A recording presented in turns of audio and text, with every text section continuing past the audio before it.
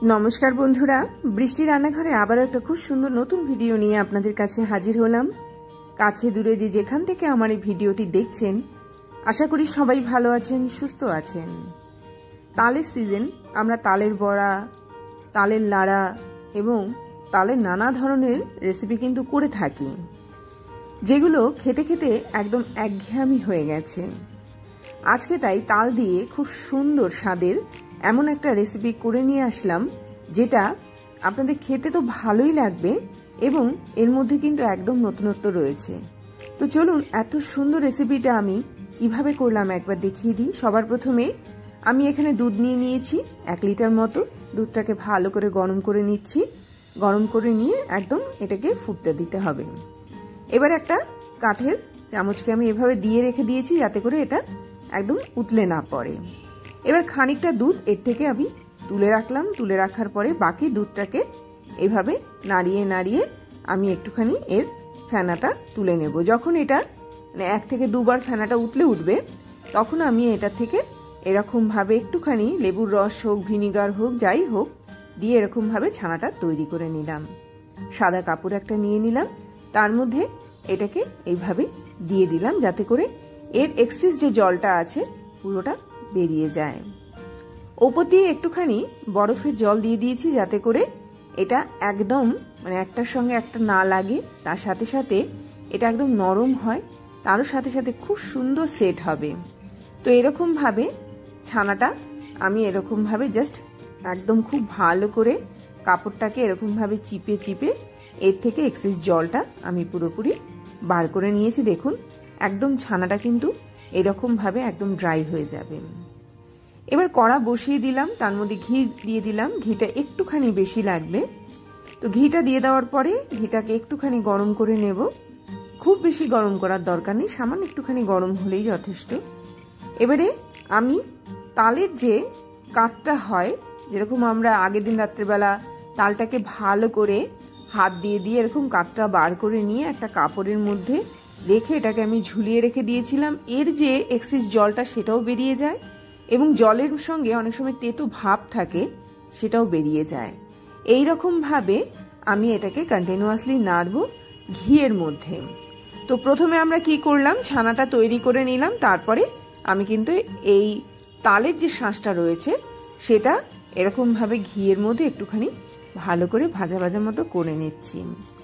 তো এরকম বারবার নাড়াচাড়া করে করে করে করে কিন্তু এটাকে ঘিয়ের মধ্যে ভেজে নিতে হবে। তালের যে নিজস্ব গন্ধ রয়েছে সেটার ঘিয়ের গন্ধ একসঙ্গে মিশে গিয়ে খুব সুন্দর একটা গন্ধ আসবে। তো এরকম ভাবে নেড়ে নেড়ে দেখুন এটা একদম কিন্তু কড়ার গাটা লাগতেও শুরু করেছে এবং এটা যে খুব বেশি কড়ার গায়ে লেগে যাবে তা কিন্তু নয়। তার মধ্যে এটা যেহেতু ননস্টিপে রয়েছে তো এটা একটুখানি কমই লাগবে। এর মধ্যে এবার আমি মানে গুঁড়ো দুধ 1/2 কাপ মতো দিয়ে দিলাম। গুঁড়ো দুধের কাজটা কি হবে, স্বাদটাকেও বাড়িয়ে তুলবে, এর মধ্যে যতটুকু মিষ্টি রয়েছে এটাও এর মধ্যে ঢুকে গেল এবং এর গন্ধটাও ভালো লাগবে, সব মিলিয়ে খুব সুন্দর তৈরি হবে। তো এরকম কিন্তু গুঁড়ো দুধটা দেওয়ার পরেও এটাকে বারবার করে একটুখানি নেড়ে নিতে হবে। একটা পর্যায়ে যখন ঠিক এইরকম আমার এটা তৈরি হয়ে গেল, এর মধ্যে একটুখানি এলাচের গুঁড়ো দিলাম। এলাচের গুঁড়োর গন্ধটা এর সঙ্গে খুব ভালো লাগে। তো এইভাবেই কিন্তু তৈরি করতে হবে তাল দিয়ে নতুন স্বাদের একটা রেসিপি। আবারও ভালো করে এটাকে নাড়াচাড়া করে নিলাম। এটা আমার একদম রেডি হয়ে গেল। এবার যে ছানাটা আমি তৈরি করে রেখে দিয়েছিলাম হাত দিয়ে একটুখানি গুঁড়ো গুঁড়ো করে দিয়ে এর মধ্যে আমি দিয়ে দিলাম। বুঝতেই পারছেন একদম অন্যরকম রেসিপি। সন্দেশ আপনারা তো অনেক রকমই খেয়েছেন, তালের এই সন্দেশটা একবার হলেও খেয়ে দেখবেন, নিরাশ হবেন না। নিরাশ তো হবেনই না, এত সুন্দর একটা রেসিপি যদি আপনারা খেতে শুরু করেন বারবার কিন্তু এটাই তৈরি করতে চাইবেন। আবারও ভালো করে নাড়াচাড়া করে নিয়ে এটাকে একদম রেডি করে নিলাম। দেখুন খুব সুন্দর তৈরি হয়েছে। যখনই মুখে দেবেন না এতটা স্বাদ থাকবে যে বারবার মনে হবে খাই। তো এরকম ভাবে নেড়ে নেড়ে নেড়ে নেড়ে এটাকে একদম আমি একটুখানি শুকনো শুকনো মতো করে নেব। আবার একটুখানি এর মধ্যে আমি এলাচের গুঁড়োটা অ্যাড করলাম। তো এটার গন্ধটা এই ক্ষেত্রে বেশি ভালো লাগে। তো এরকম ভাবে আবারও নাড়াচাড়া করে নিয়ে এটাকে একদম ছোট করে নিয়ে আসবো, মানে এর ভেতরে এক্সেস যে জলটা রয়েছে সেটাকে একদম সরিয়ে দিতে হবে এবং এই রকম ভাবেই কিন্তু আলতো হাতে পুরো রান্নাটা করতে হবে। এইভাবে এটা একদম দেখুন কড়ার গাটা একদম ছেড়ে দিয়েছে, একদম শুকিয়ে গেছে, একটা তাল মতো তৈরি হয়েছে। এইরকম ভাবে নাড়াচাড়া করে করে করে করে এটা আমার একদম রেডি হয়ে গেল। যদি মনে করেন আপনারা এখানে একটু চিনি ব্যবহার করতে পারেন, যারা মিষ্টিটা একটুখানি বেশি খান। এখানে যে অনুপাতে যা দিয়েছি তাতে করে যথেষ্ট পরিমাণে মিষ্টি হয়েছে। যারা কড়া মিষ্টি খেতে ভালোবাসেন তারা এই ক্ষেত্রে গুড় বা চিনি অ্যাড করতে পারেন। এবারে কাপে করে যতটুকু দুধ আমি তুলে রেখে দিয়েছিলাম তার মধ্যে আমি আবার একটুখানি মিল্ক পাউডার দিলাম। মিল্ক পাউডার দিয়ে এটাকে ভালো করে নাড়াচাড়া করে নিয়ে এটাকে খুব সুন্দর একটা মানে একদম কি বলবো, দুধের সঙ্গে মিল্ক পাউডার মিশে গিয়ে ওপর দিকে একটা ক্রিমি ব্যাপার থাকবে। এই ক্রিমি ব্যাপারটা খুব ভালো লাগবে এর সঙ্গে মানে খেতে। যেহেতু আমি এর মধ্যে আলাদা করে চিনি অ্যাড করিনি, সেই জন্য আমি এই যে জিনিসটা তৈরি করছি তো এইটার মধ্যে কিন্তু আমি একটুখানি চিনি দিলাম, একটুখানি ভ্যানিলা এসেন্স দিলাম। এই একদিকে আমার এলাচের গন্ধ থাকলো তালের মধ্যে, আরেক দিকে এই দুধটা দিয়ে যে আমি ওপর দিয়ে একটা লেয়ার তৈরি করব সেই লেয়ারটার মধ্যে ভ্যানিলা এসেন্স থাকলো এবং তার সাথে সাথে একটুখানি মিষ্টি থাকলো। তার মানে যখন আমি তালের সন্দেশটা খাবো তখন কিন্তু উপরে যে লেয়ারটা থাকবে সেটার সঙ্গে এটা মিশে গিয়ে খুব সুন্দর একটা মিষ্টি হবে।